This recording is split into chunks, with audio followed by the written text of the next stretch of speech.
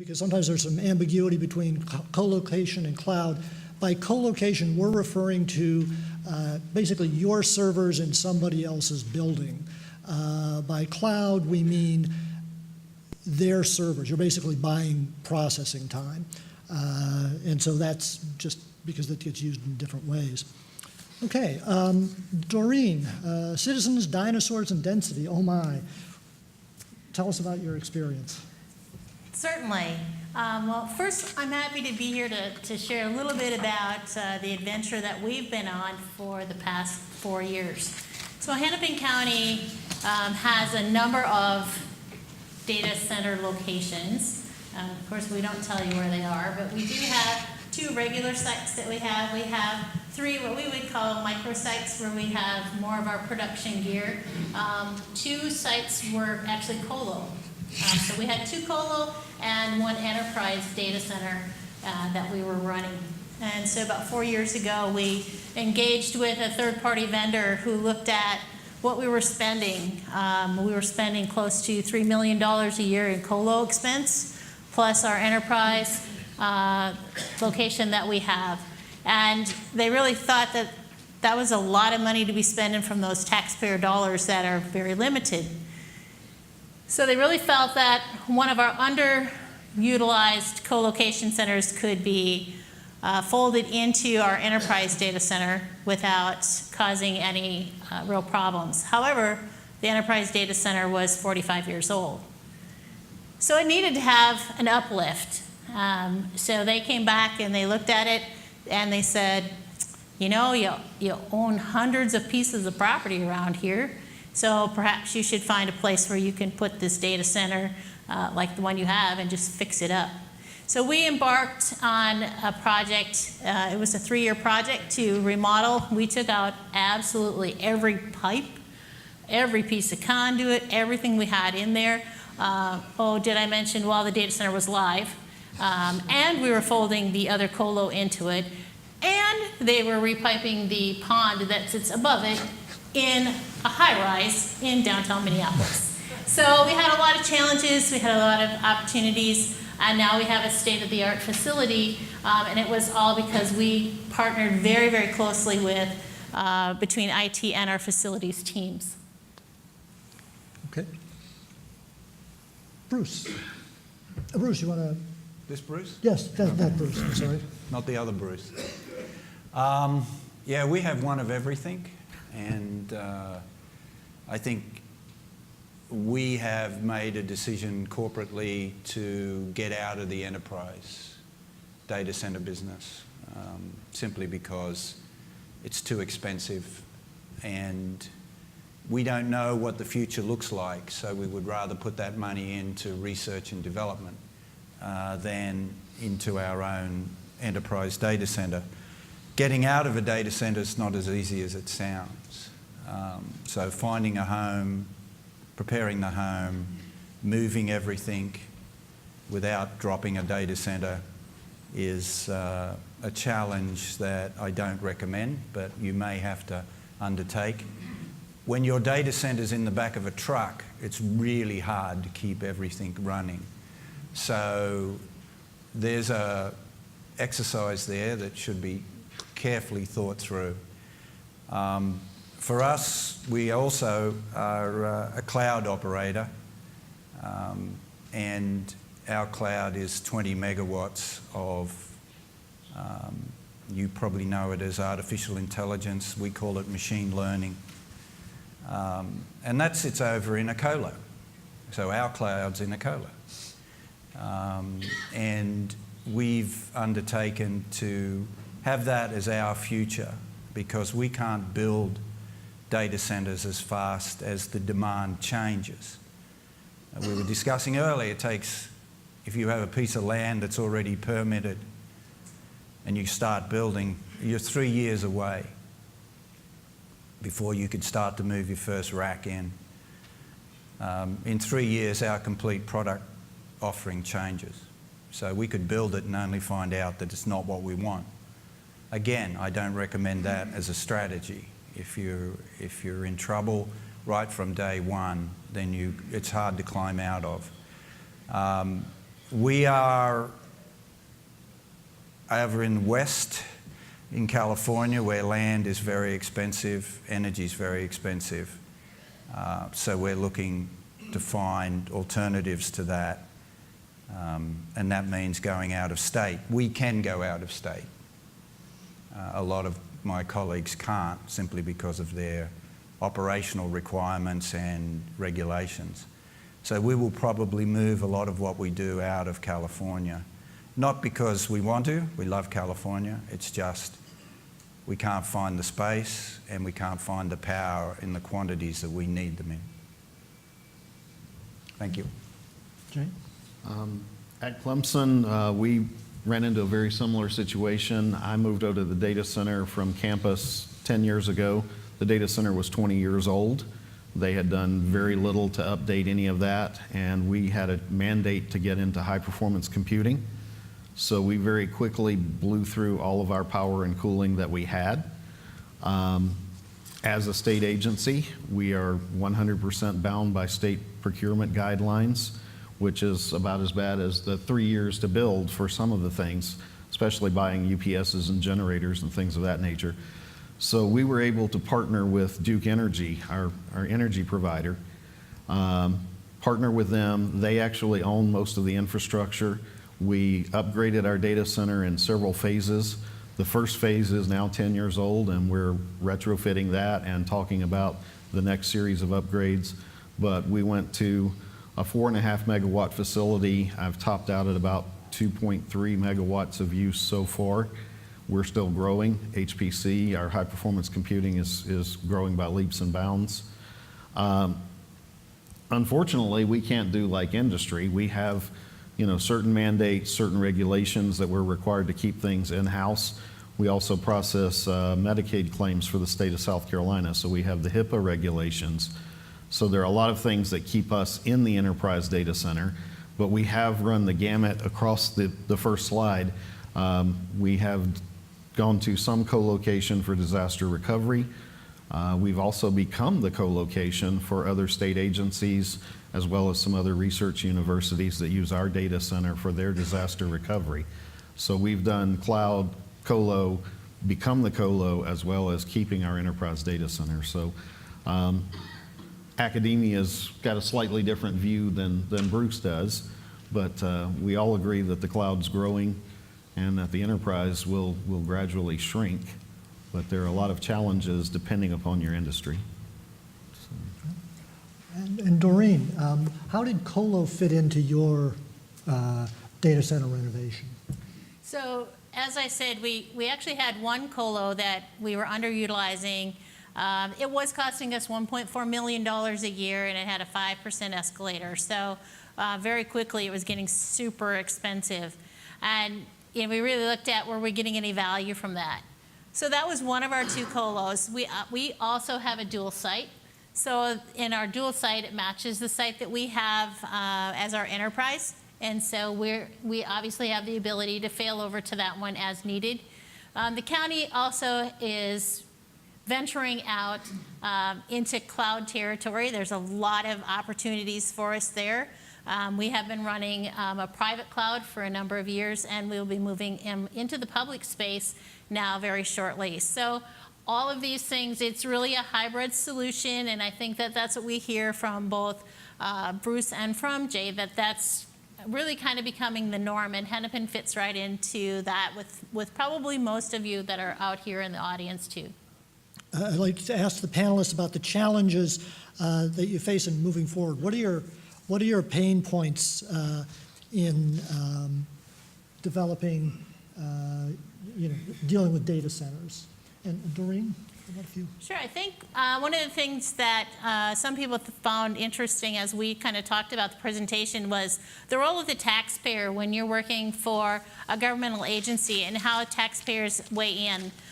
So for those of you that live in Hennepin County, be aware there is a Citizens Advisory Committee that does review all of the capital spending at Hennepin County. So as I mentioned previously, we did have an assessment that was done. Management approved that assessment. They agreed with, yes, we should fix up the data center that we had. We should modernize it and move forward. We should close down the one data center. But that wasn't good enough. That was not the funding stream that we needed. So our next thing is we actually had to go in front of what we call the Citizens Advisory Board for Capital Spending. So as a capital project, they review all of our capital spending, and then they make a recommendation to the County Board of Administrators. So those commissioners then, if the Capital Spending Advisory Board thinks that it's a good idea and that it's well-spent money, then they'll take it under consideration. Now, just because we're going out to a bunch of citizens doesn't mean that they're not tech savvy. So these people were asking us, what about the direction of technology? What will that play? Is this a good investment for the county? There's only so many taxpayer dollars. Is this where we should spend it, or should we spend it on health and human services? So they really have to weigh that out. And what they came up with was, this is a process that we need to go through, and we need to make sure that some of the new things coming at us, that this cloud is really going to work the way they say it's going to work. And so we really kind of bought ourselves some time. It was a lot of money to spend to buy some time, but we bought some time realizing that we're going to have plenty of capacity to get us through whatever transitions are going to happen over the next 8 to 10 years. If that means we have to build another data center, they're well aware that it's going to be 3 years out. But if we're going to have more capacity because we're moving to the cloud, that's fine too. But this advisory committee does not expect us to come back in the next 2 or 3 years and say, oh, time to build another data center. They're not going to advocate for that to the county board. So we had to make sure that the taxpayers, we were good stewards of the taxpayer dollar, and that in the end is really where the county really sees themselves. Okay. Jay, how about your perspective, pain points? In addition to cutting across the gamut of the topic for the data center, inside the data center, we have these small microcosms. I have a 10,000 square foot area for production and co-location. I have 5,200 square feet for high performance computing. So I've got the latest and greatest on one side of the wall. I've got, as Bruce termed it when we first started talking, I've got the dinosaurs. And for those of you that have never had to deal with faculty members, good for you. The problem that we have is, as I'm putting the brand new stuff in and we're building our own internal cloud with some of the latest and greatest servers and things like that, we're also having a lot of the legacy equipment that's sitting on older servers that, by Bruce's terminology, should have been thrown out 10 years ago. They're only 8 years old, but they should have been thrown out 10 years ago. Yep. I'll throw them out. And his other solution I just don't know if I can keep my job and do it. When you start telling someone this server is 7 years old, you've got to move this application. Well, the person that programmed it's gone, and we don't know how it works, and we don't know how to move it, and we don't know if we can make it move and keep it properly running. And so the response is, well, the server's got to go away. It is too old. We can't even buy maintenance on it anymore from the manufacturer. And so they're like, okay, well, tell us what it's going to cost. Well, okay, here's the cost for the new VM and everything. And if you want our developer to take a look at it, figure it out, help you move it and all, here's the cost. Oh, well, we don't have that much money. And it's been running fine on that server for the last year, so we'll just leave it. It's like, no, we need to cut the server off. It needs to go away. Nah, it's fine. We'll leave it alone. But if it goes down, we'll call you at 2 o'clock in the morning and yell at you. So there's this catch-22 of feeding the dinosaur, keeping the dinosaur alive, while you're still trying to migrate everything else to new, upgraded, get everything running on the best and the greatest. Bruce's solution is very simple. I need to just go trip over the power plug on the dinosaur and tell them it won't come back. Now that that's on tape, I don't know if I can get away with that. But that's a very interesting situation that I'm sure a lot of you face as well, when you've got the latest, greatest NVIDIA stuff, wonderful gear, and I'm hoping he'll donate some more to us. You've got that on one side of the wall, you've got the ancient stuff on the other side of the wall, and you're trying to maintain this gamut of equipment from And again, I told Bruce, we still have our 2007 high-performance computing equipment running, and he grimaced at me. I laughed. Yeah, well, he did laugh as well. And the reason is, that's ancient hardware. It's inefficient, it's old, it's costing me a lot of money. Well, I pay 6 cents a kilowatt hour for power. I'm not 12, 15, something like that. I'm also an educational institution, so Mr. Freshman is in there writing infinite loops in parallel on 50 machines. I don't want him running on my new GPU nodes. NVIDIA, by the way, just in case I hadn't mentioned that. So we do training classes, we do programming, we do all of the learning on the oldest equipment, and at 6 cents a kilowatt hour, it's not costing me very much. This is the argument we got into over lunch.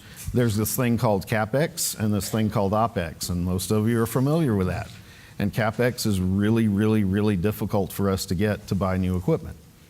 OpEx comes out of a different budget, and they don't worry about the power bill. So leaving that 10-year-old, 7-year-old equipment out there running in HPC land is something that I can get away with fairly easily, as long as I've still got sufficient white space to build out for the new gear. So it's, you've got the dinosaurs, you've got the brand new gear, and somehow you have to feed all of those and keep everybody happy somewhere along the way. And if anybody has a better solution to that, please see me afterwards. I have one. One that I can still keep my job with. Oh, okay, Yes. all right. Bruce. I don't know. Let the record show that I didn't say you should unplug it, Your Honour. You should unplug it. It's going to unplug itself sooner or later. Very true. I have a different problem. Demand is coming at me literally like the fire hose. So we don't have enough space or power for what we need to do. So something has to go. Mm-hmm. The counter argument to the I'm only paying 6 cents a kilowatt hour from where I sit is that the new equipment will do 10 times more for that 6 cents.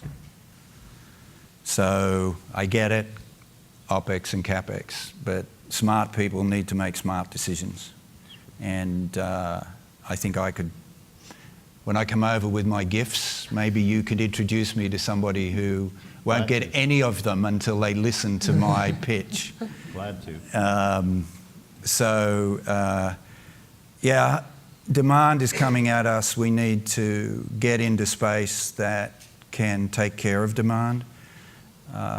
We're seeing energy densities double every 12 months. I sat in a room like this 2 or 3 years ago and said they're doubling every 18 months, so they're going in the wrong direction. Mm-hmm. We have to deal with that. What we're seeing today, you will see down the road. So we are seeing energy densities. I talked about it, to put it into perspective. I don't have a slide. We don't do slides. We have a warehouse and a conference room. Today, the machine in the conference room does 10 times the compute power as the machine that used to sit in the warehouse. That's what we're seeing. But the laws of physics haven't changed. We did make an appeal, but apparently the laws of physics haven't changed. So power has to go in and heat has to come out. So there's some interesting stuff going on there, which will impact, I think, everybody in this room. Because if you have anything in your job title that says facilities and data centers, things are going to change. They're going to change more quickly in some areas than others, but equipment is changing. And we are seeing this higher density. And as we move into what you may call artificial intelligence, that we call machine learning, and we see cars that can drive themselves across the country, with the only intervention from a human to put gas in the gas tank. So that's my job of the future, putting gas in the gas tank. we have to understand that that is also going to impact the data center, no matter where that data center sits. Whether you call it a cloud, whether you call it a colo, or whether you call it an enterprise, they're all just data centers. Slightly different employers, slightly different locations. So demand is my issue, and that's my first issue. 2nd through 5 is demand and trying to find the capacity to meet that demand. Looking down the road a bit, what kinds of challenges are you all facing in terms of your infrastructure and other demands you might be facing, and how does enterprise versus colo versus cloud fit into that? Bruce, if you want to take that one first. What I said before, I mean, we can't, we grew out of our enterprise, our engineering data center about a year ago. And we've been scrambling and struggling to get that set up because that's what we are as a company. Everything we have, we design chips on chips using software that we designed. So it's all in there. So we have to make sure that the engineering part of our business stays where it needs to be, in our hands, not somebody else's hands. Because there's a lot of people out there that would like to get their hands on that sort of stuff. And some of them are bad actors. So moving a data center, which is that important, simply because we just grew out of it and we'll continue to grow at that pace. So the future for us is we have our own cloud that sits in a colo, I said that earlier. And we're just trying to find other space as quickly as we possibly can to try and keep up. We also do hardware and software development testing. And if I showed you a picture of that lab, it would look like a data center. The only difference is behind the wall, the level of resilience is nowhere near what you would normally see as a data center, because if we're running a development program and the system drops, tough luck, start again. It's only running there for 39 seconds, so we haven't lost the world. It's a little bit different when you're doing engineering design. You cannot drop that, otherwise I'll be on the looking for a job list. But that's really where we are. We see the future as this, what I call the hybrid, what I think the industry's calling the hybrid now. You will be using everything that's available in-house if you've still got it, or you're required to have it. You cannot get out of it. And then maybe you'll shove off your email servers and all that really cool stuff can go up into the cloud, SAP or whatever accounting systems you use, tax systems and that, may be able to go outside. But generally, we see enterprise shrinking. Unless you're in the colo business, then your enterprise is growing. Okay. Doreen. So as I mentioned, our focus on doing our uplift was really to get us somewhere in the neighborhood about 10 more years of life out of the facility that we're currently in for our enterprise. And we did that for a reason. So we really wanted to make sure that we knew where we were going to be placing stuff. So as you can imagine, as your government entity, there are certain things that we can't just share. We can't put it someplace where we're not exactly sure if it's going to be looked at by others. Who owns that data when it goes out? So if it's information about a vulnerable adult or children that are in our system that are going to be placed in alternative homes, or perhaps somebody that has been arrested but has not actually been charged with, that's not public information. So do we put it out? Do we take that risk? Is it a risk that you as a citizen would want us to take with that information? So we said we have to take a little bit of time, make sure that we can wrap our security around any type of external solutions that we have. But we also needed to be able to meet the demands of what the services are that we provide today. So being good stewards of the county's dollar, the county's services, and how we render those so that there's no outages. So you just continue to see us like you do every other day is really the goal. So it's not just from the IT perspective, but from our facilities. So everything is, how are we more efficient? How do we learn? How do we look at the trends? How do we look at the other groups that we can benchmark against? So if it's an ASHRAE or a BOMA or an IFMA, how are we in comparison to the others? Are we as efficient that we can be? Are we leveraging the free things that are out there? Free is always good, especially when we're trying to spend taxpayer dollars. So are we using that free cooling? Are we using the heat from the glass windows? So do we have a lot of glass? You bet. We don't have to run our lights as bright as we would because we're getting the light from the natural light. We're getting the heat from the sun as it shines outside 12 months out of the year. Those are all efficiencies, and we will continue to leverage those and look for more opportunities to do so in the future, because what that does is it leaves us more power for the compute that they need by redirecting it. So this is really a partnership. We see it at Hennepin County between both the IT and the facilities management teams to be able to provide those services at the level that they're expected by our taxpayers. Great. And a perfect segue to Jay and talking about And partnerships. actually, it is a perfect segue because, talking about energy efficiency is one thing that I personally believe in, is something that I would love to do more of in the data center. I've driven a hybrid for the last 10 years. I put solar panels on my house back in December. But when it comes to my data center, I sit near 2 hydroelectric plants and 15 miles from a nuclear plant. My cost of my electrons is so cheap that I have trouble doing any type of free cooling or more energy efficient things in the data center, simply because a lot of that equipment, the ROI on it is longer than its lifespan when it comes to me. So I do things in the data center itself, hot aisle, cold aisle. I do cold aisle containment. We do a lot of, we seal every crack that we can possibly find. We try to get as energy efficient as we can, but on the larger, grander scale, like such as she was talking about, it's not something that's cost effective for me to be able to do. The other problem that I have is I'm also a taxpayer entity. Clemson is a state university. We get some money from the state, but we are entirely held to their regulations. That caused a lot of problems for us 10 years ago when we started to do the upgrades to the data center. Those 10-year upgrades are now being renewed. We've got to renew the contract with Duke Energy.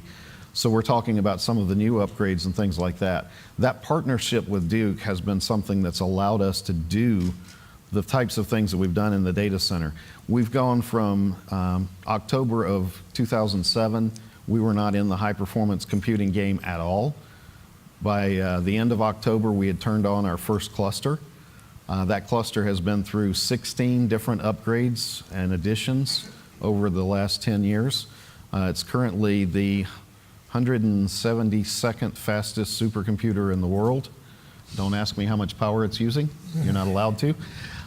We were talking about energy efficient clusters at lunch. What's that? Number 6. Yeah.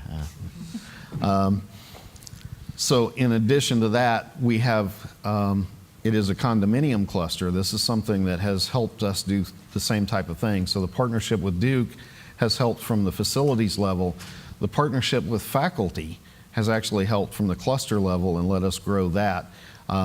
Faculty don't own the nodes. They do, but they don't own them really. They can't come point to them and say, those 23 nodes belong to me.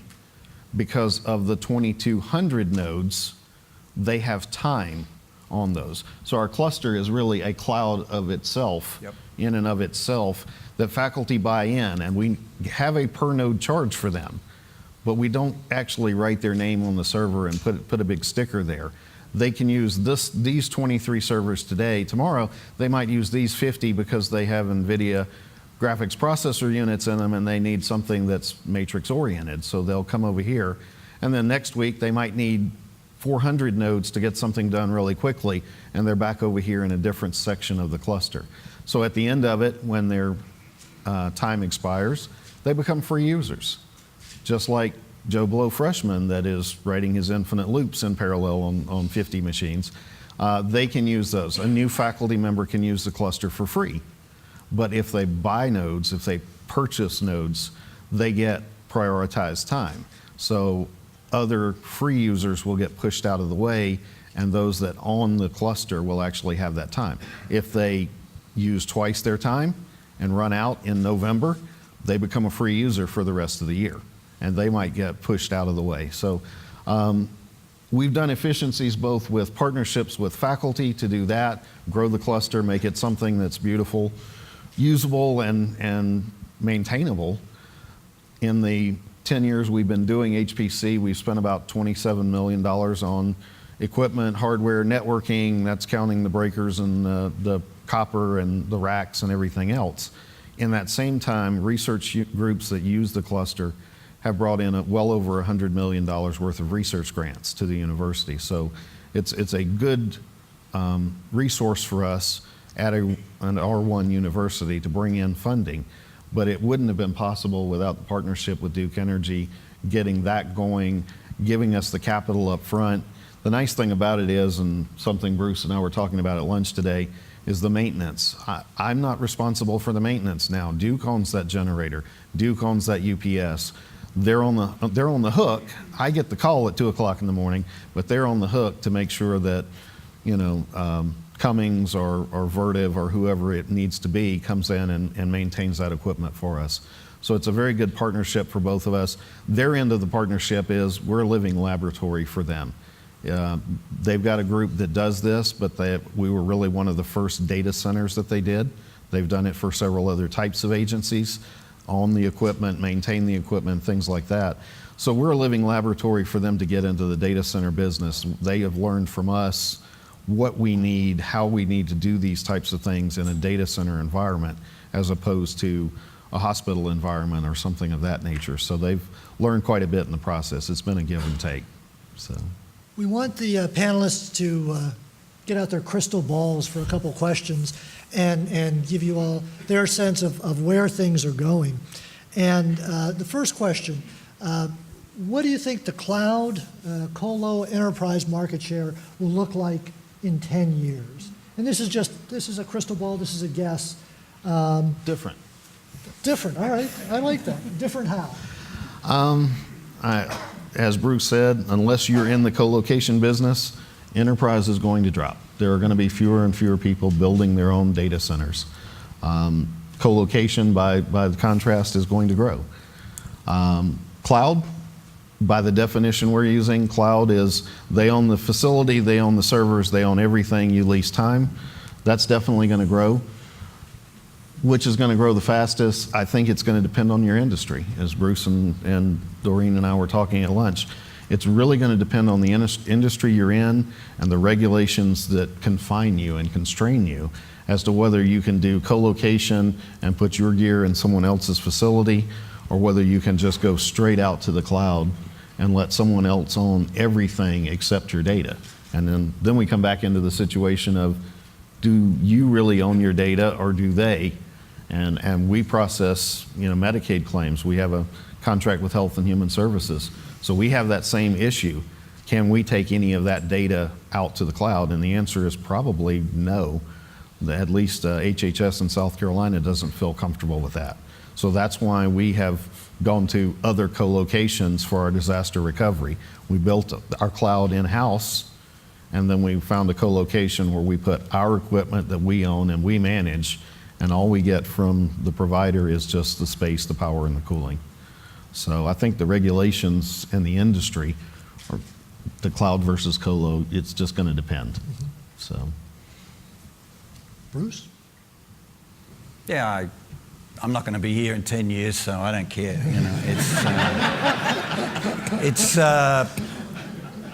I mean, let's look at where the smart money is. Okay, it's all in the cloud. So, they must know something. So these guys are building very, very fast and investing billions of dollars, that's with a B, into the cloud, depending on what your application is. Like I said, we built our own AI cloud. We've helped everyone else build theirs. and choose a flavor that you work with the best, whether that's Microsoft, AWS, even Facebook. Facebook has a big application now that we help them build. And there's going to be people that, the Uber of this industry will pop up. I guarantee it. There will be disruption. I mean, you can say anything you want here. It's, your bet is as good as I could go out in the street and ask the first guy I see. He's going to have the same amount of information I have. What we do know is that most of these apps, and you have an app in your pocket right now, all run somewhere on a data center. And that's only growing. It's not getting smaller. I'm not seeing it anywhere. There's a version of the Colo that we use in which we get them to build the entire building and operate it for us. That's just simply because we do a lot of government work too. So the federal government, they make things that go bang, and they don't want, they would like that sort of stuff to be closely controlled. I would like that sort of stuff to be closely controlled too. Please try and keep that from getting in the wrong hands. So that's another application where they just sit. And all the government spying stuff, looking at your emails and looking at your phone calls, that also sits in isolated areas. So we're going to have all of the above. The good news is they're all going to be called facilities, and they're all going to need people to manage them. The robots we're building can look after a lot of it, but they can't look after all of it. So our future is secure, at least for the next 3 years, right? Okay. So I think we are going to see a change, but it's going to be scale, and people are going to see that using somebody else's software is not the end of the world.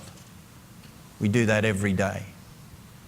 Okay, and my generation is moving off the playing field, and the new generation is coming on, and they have less concerns about these things than we do. Fact of life, and that's being reflected in what is being held tight and what is being okay. Who cares? As my CEO says, so what if they steal it? We will have designed a brand new system in the next 3 months anyway. There's a certain element of that thinking. Obviously, the government shouldn't think like that. I don't want them to think like that.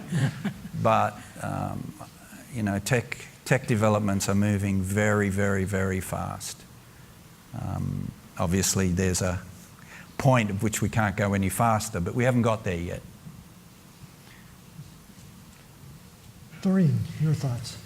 Well, I agree with the other panelists up here that, we are going to see a continued blend of cloud, colo, and enterprise.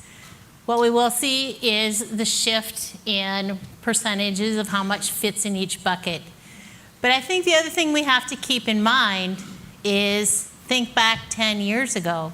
We were hardly hearing about the thing called the cloud. What's the next thing that's on the horizon? So 10 years from now, these are all going to be old hat. They're just going to be part of what's out there.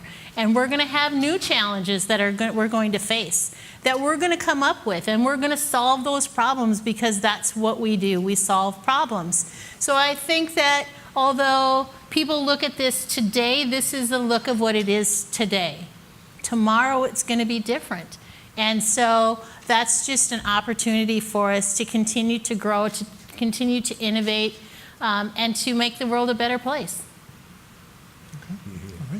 All right. The other thing we'd like you to weigh in on is, what do you think, one thing that you think data center facility professionals should do right now to make sure that their careers keep moving forward, they remain relevant in this changing industry? Buy NVIDIA stock.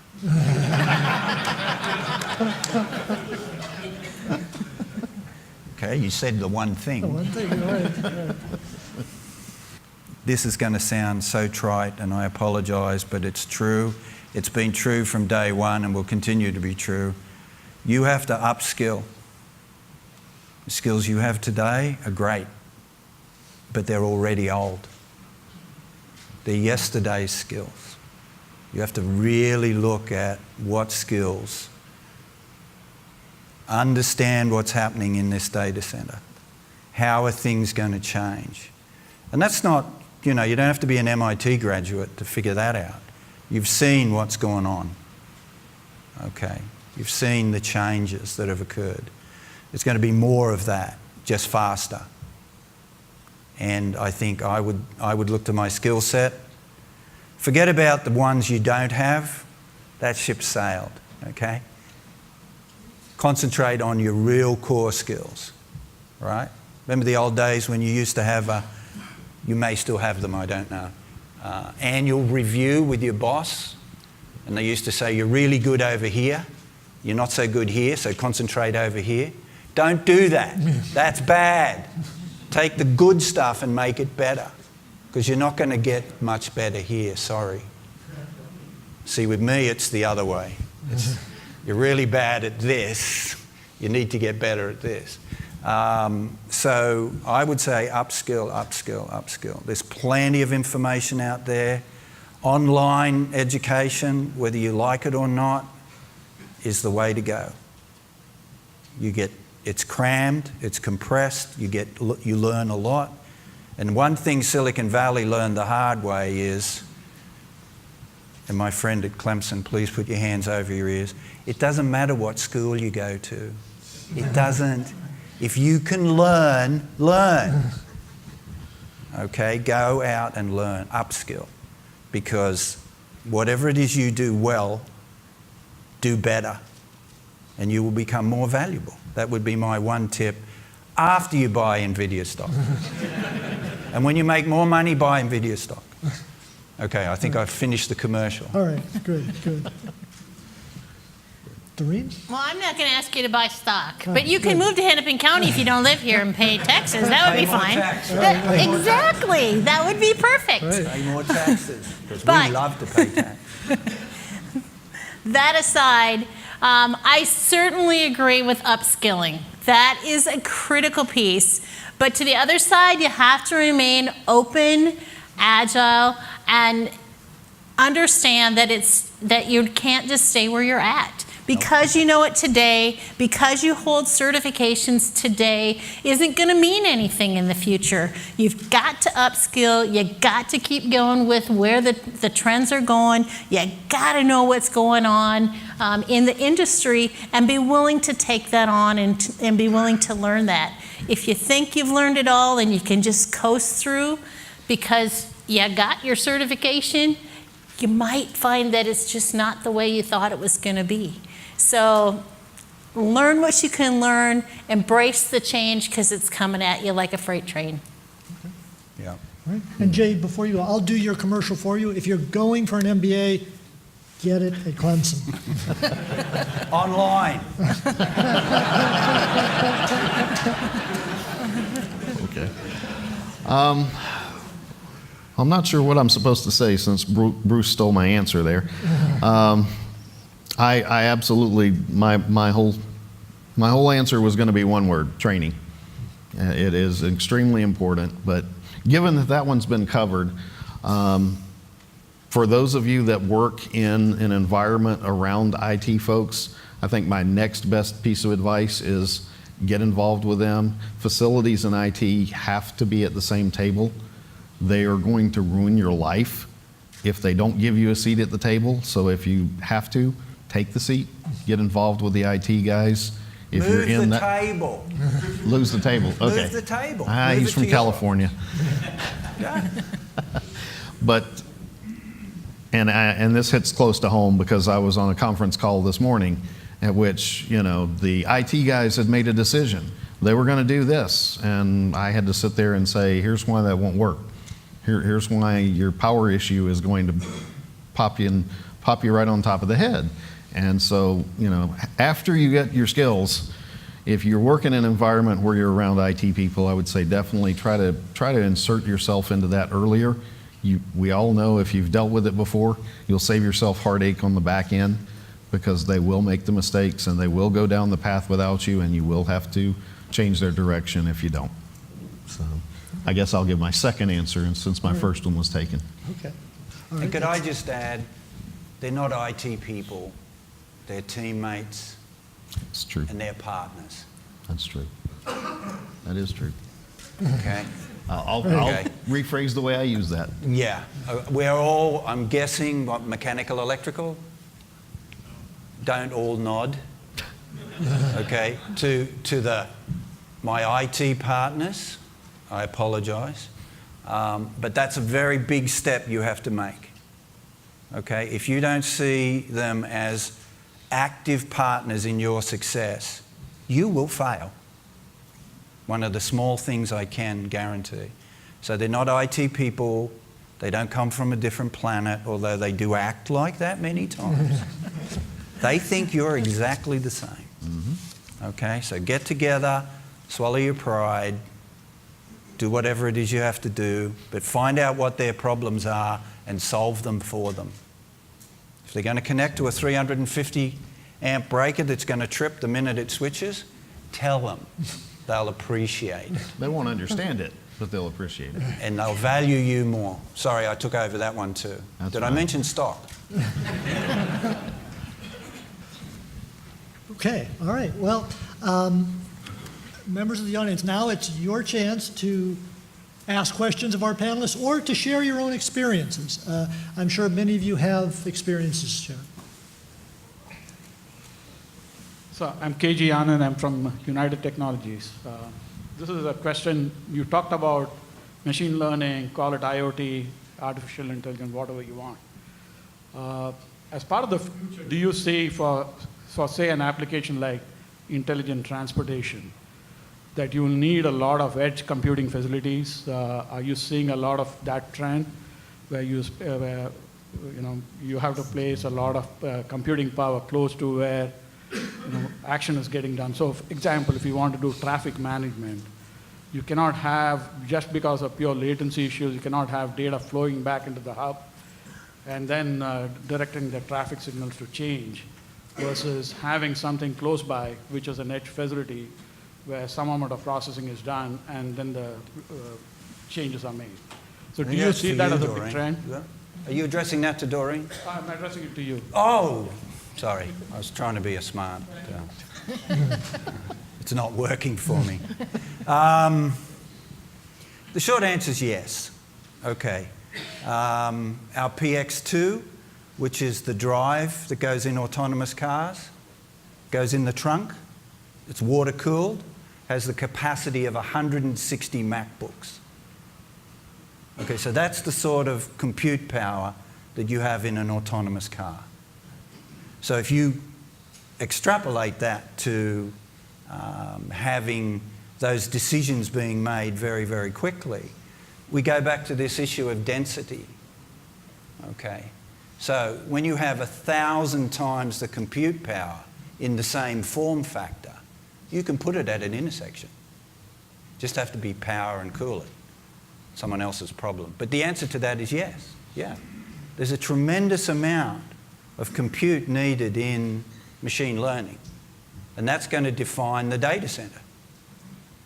Remember, machine learning is software writing software. Okay? So all those scary movies that you watched about robots taking over, don't worry, it's not going to happen. But you do need to understand there's a huge amount of compute power going on there. And it's being densified, that's all. Thank you. Sir. Hi, I'm Ray Parper from the University of Chicago. We're number 9 and number 16 University on of what? Chicago. Sorry, okay. So on the supercompute, we're number 9 and 16, so we'll take that. Okay. One So of the what boards do you use in I got NVIDIA. NVIDIA? Are they P100s? I'm not sure on the model, but I can get back to you on that one. Okay. Buy stock. So speaking of stock from a financial perspective, I hear a lot, the whole panel said cloud, hybrid, build, but nobody talked about the cost of any of the above. The biggest issue that I see with cloud or a hybrid or building, because we have data centers, we build them, we're working with AWS, but there seems to be very little people talking about the cost of going to the cloud. What are your opinions on the cost of the cloud versus efficiently running and building systems? And I'll throw it to all three. The cost of the cloud is what you pay. I mean, I'm not sure I'm answering your question correctly. But cloud services are very cheap right now, and they're going to get more expensive. We know that because we don't know how to price them. So stay tuned would be my answer to that. Cloud services are very cheap because everybody's piling in, right? So, okay, good. Sorry, I'm like, I don't think cloud services is inexpensive. It is for small transactions. I don't want to debate, I don't want to turn into a debate. I just have the question to clarify. When we talk about cost, yes, cloud is inexpensive for low transaction. But if I'm doing high transaction, is it still beneficial? It's okay. We had that situation at Clemson where we've got our first group to jump to the cloud were developers. And they thought, great, it's wonderful, it's fast, I spin it up, I'm ready to go, and it's convenient. And then we had a group of them get their monthly bill, and suddenly it's culture shock. So I agree with you that from an academic standpoint, the cloud is very expensive. We're being very judicious about what we send to the cloud. We're taking a long, hard look at that. Regulations play a very big role in it as well. But, at the risk of offending anyone that might see this later, some of my C-level suite heard the word cloud and were actually, wondering what I was going to do and how they were going to move me to a different job once we didn't need the data center. And our CTO, very politely explained that that's not going to happen. The data center is going to be there in our situation. We can't afford whatever we pay for the cluster. We would wind up, if we try to put that in the cloud, we'd pay for it in the cloud. We'd pay for it in the bandwidth. Just being able to transmit that data back and forth at high speeds.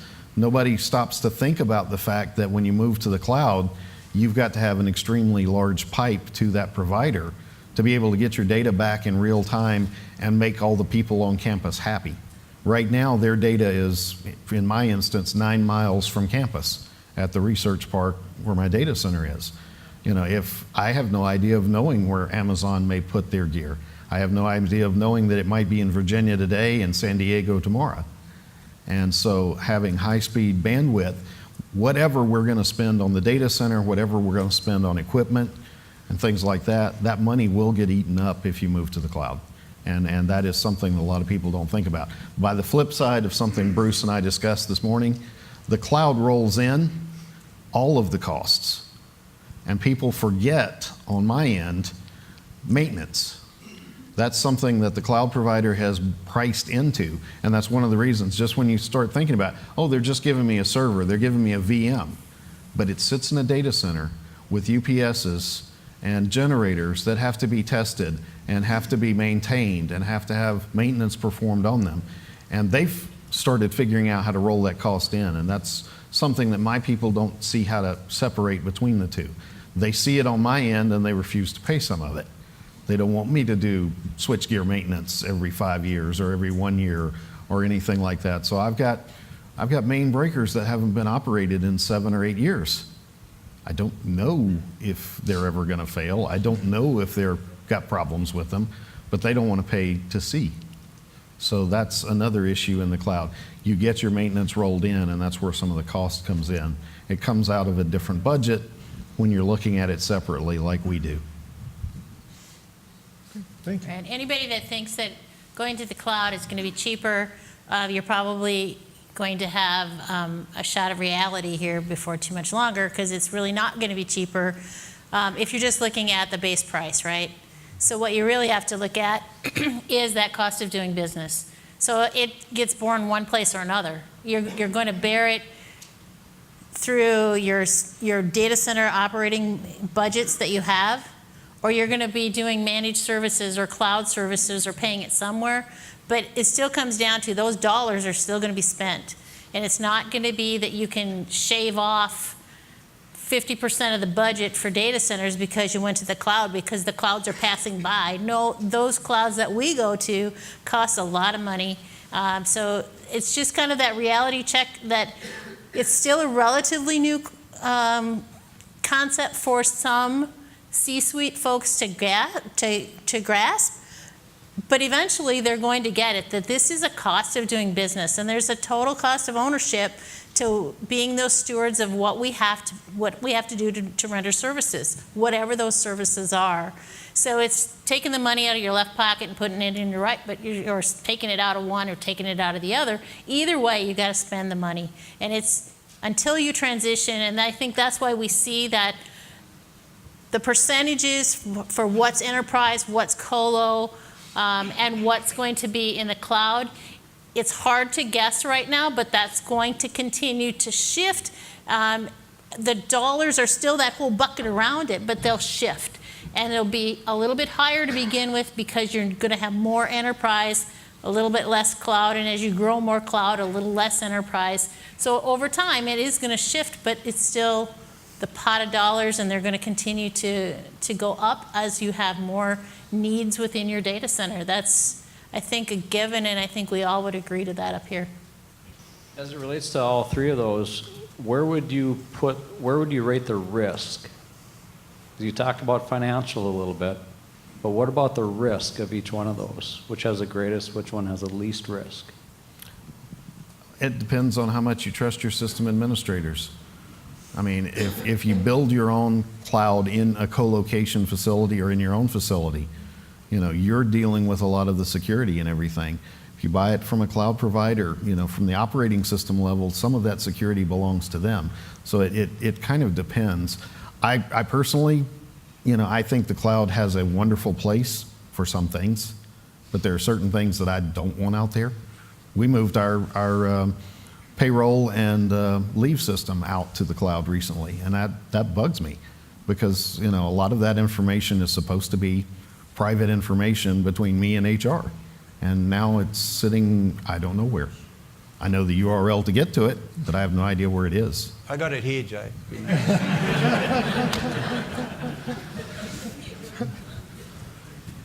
Yeah, one recommendation is that you do need to make sure that no matter which of those options you go down, to mitigate part of that risk, which is a huge risk, and it's why people are really saying, I don't know if I want to go there yet, is that you need to make sure that your security that you feel comfortable with is wrapped around those solutions, no matter which one you're going through, or if it's even all three, because you're the one in the end that is going to be on the chopping block if the security is breached. So you need to make sure that your security is in place with each of those to make sure that you control who has access to that information and who does not. That doesn't change. You get to keep that piece. Oh, me? If you've got If you anything want to to. add. Well, I stormed out after the last question, so sorry. I would have if somebody brought up Louisville. Yeah, somebody in Minnesota tried to poison me at lunchtime. I know who it was. My apologies. I don't normally storm out until the end. Did you get your question answered, sir, first of all? Yes, sir. Thank you. Okay, as long as you feel that you were adequately addressed. Define risk quickly. And there's my problem, ladies and gentlemen. Okay? Sorry, I didn't mean to put you on the spot, but that's exactly what happens. I think you have to be clear on what you feel your risks are and make sure everyone else agrees with you, and then address them. That's really the risk to the business. Risk to the business. Okay. So if moving from where you are to where you're going to go, and the threat is the complete destruction of the business, okay, then that's a pretty important decision to make, right? Is it financial risk? Is it reputational risk. You know, what is it that the risk that you're trying to mitigate? You know, right, you can't eliminate risk, right? I could fall off this stage and sue them, which I plan to do later. Especially if And the buy stock with it. I guess the stock price goes down. So I think risk is with us everywhere, and there are many, and I would include my own, at one stage, enterprise data centers where the risks were higher than any colo. Okay, the cloud can be this thing, and it's not a fluffy thing in the sky. It's just sitting in a data center somewhere, and you should know where that is. Okay, AWS should be able to say it's going to be spread across these three, and that's a question you should ask. And you might want to have that conversation with the IT people. Sorry, Jay. Sorry, man. You know me.